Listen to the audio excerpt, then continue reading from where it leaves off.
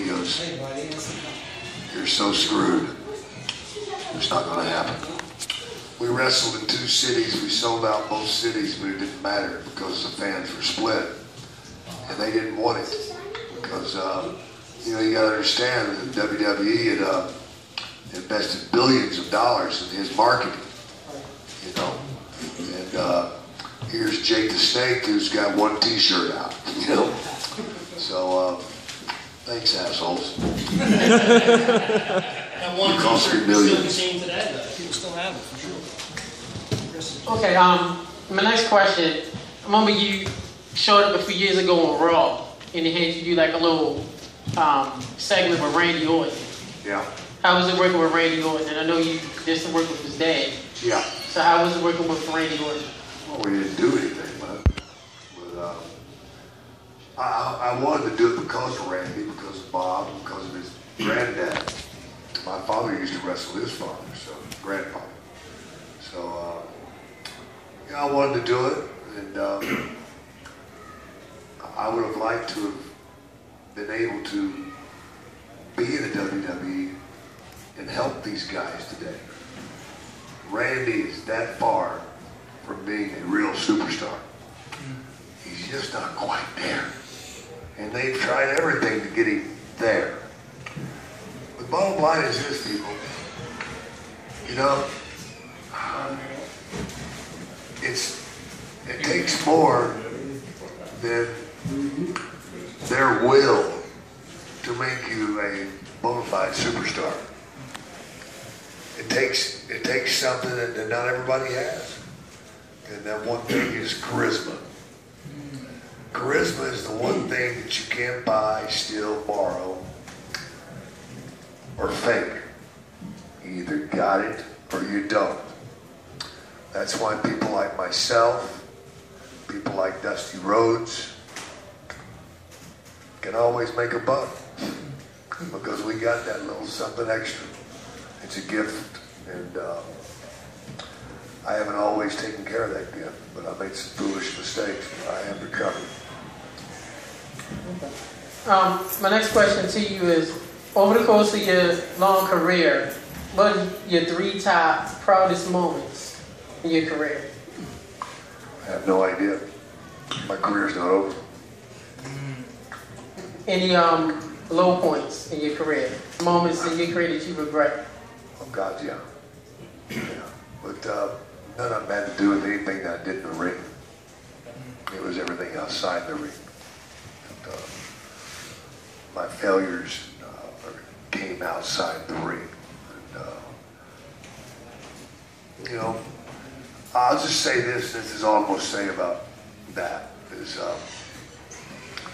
I've been to several jails and a few rehabs, and I never met anyone in either one of those places that said to me, you know, Jake, when I was young, my dream was to grow up and become a drug addict and alcoholic. Nobody dreams that. Nobody wants that. Unfortunately, it happens. People ask me, why did you do drugs? Hell, it's simple. I like that shit. You know, I had a great time in the beginning.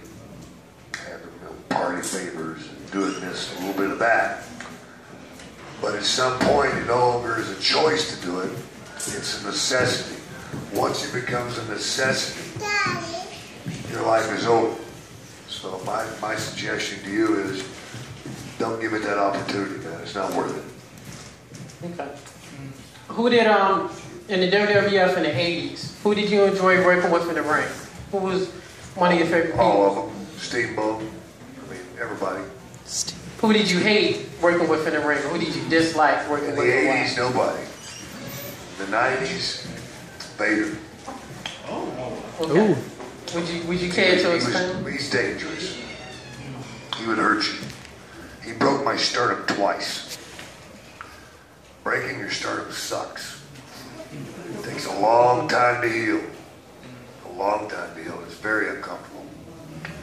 And when it's just because somebody's stupid or a slob and they're dangerous, you know, each time you go in that ring, you give your body to another human being.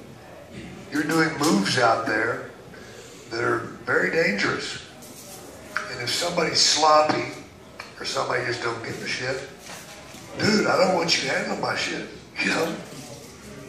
And unfortunately, he got a hold of me twice. And he'll never get a hold of me again.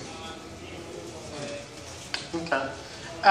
What I remember as a child growing up is the infamous program with you and Randy Savage, the late great Randy Savage.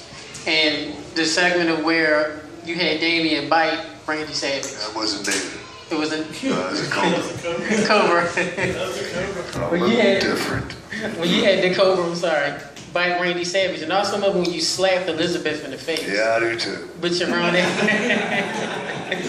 Which back then was, you didn't see that much. You didn't see that much. But you No, not on television. At home it happened a lot. So you want to talk about how it was working with Randy? Hello, man. He wanted to tell you something. Go ahead, Ronnie. Don't be scared.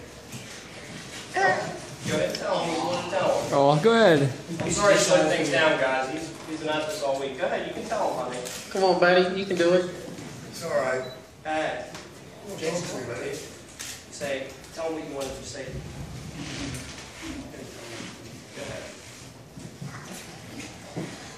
He loves you. He loves an EDT. Of course you do. Give him 5. Give him 5. Right on. EDT your daddy tonight. Woo! They love you, buddy. You're over. More than dad. Well, then again, who isn't? Speaking of the DDT, if you still watch the product today, do you see a lot of wrestlers, how do you perform the moves? Do you see them perform it correctly? Absolutely not. They don't do it right. They don't get it. But I'm glad they don't. That makes me special. But you came out with Damien. Talk about the preparation of carrying around, traveling with the snake, how to feed it, what it took. I didn't feed that son of a bitch. No, you don't feed those pythons very often. And you certainly don't handle them after you feed them because, you know, they got an animal inside of them. So if you try to handle them, it hurts them. And if you hurt them, guess what they do? Go ahead. Damn straight they do. As You- far as preparation carrying it, I put it in a bag and I carried it. That's it. I got on the airplane, I put it in the trunk. It was inside of a bag, then inside of a trunk. It flew, I flew. I got at the airport, I had to pick that crap up and all my clothes and stuff. It was pretty brutal, you know, and you know, carrying a 140-pound snake around with your luggage, you can imagine it sucked. But it did keep the maids out of my room.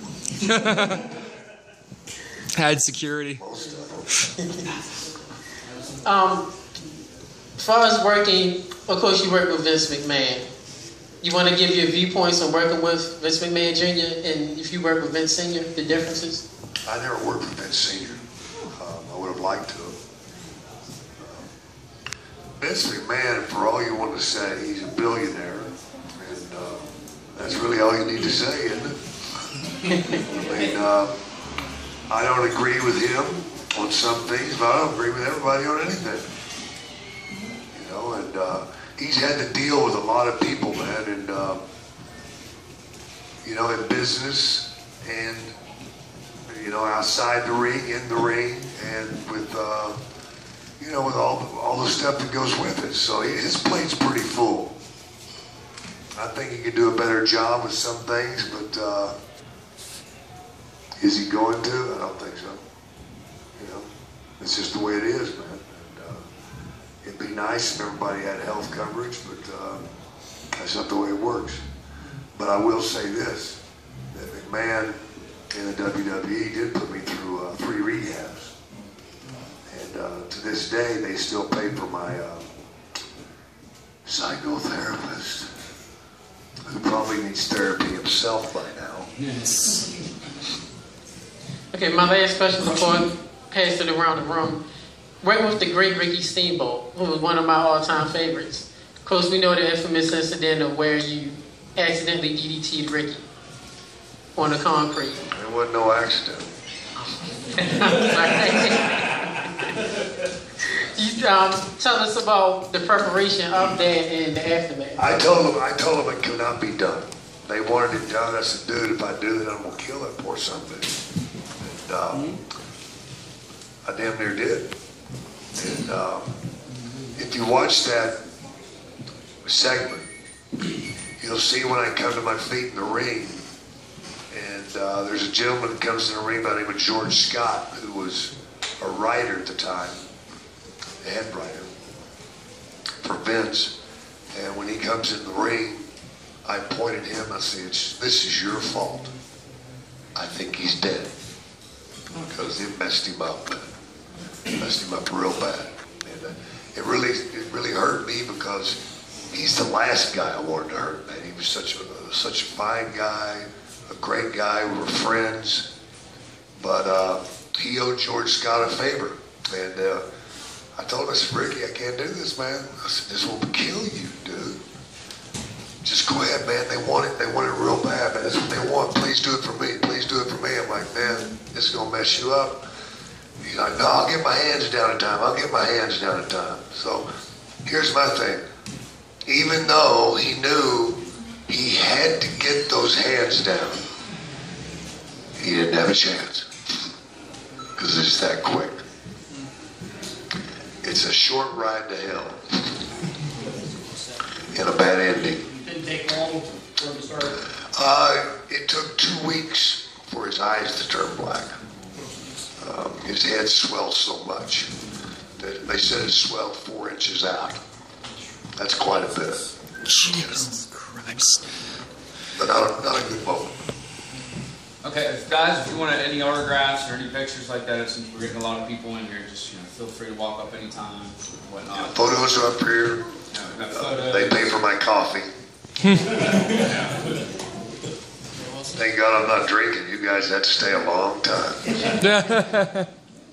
Chris, you don't mind? I got it. You guys. Okay, guys, anybody who hasn't gotten one yet, come on up here. Form some fashion of a line.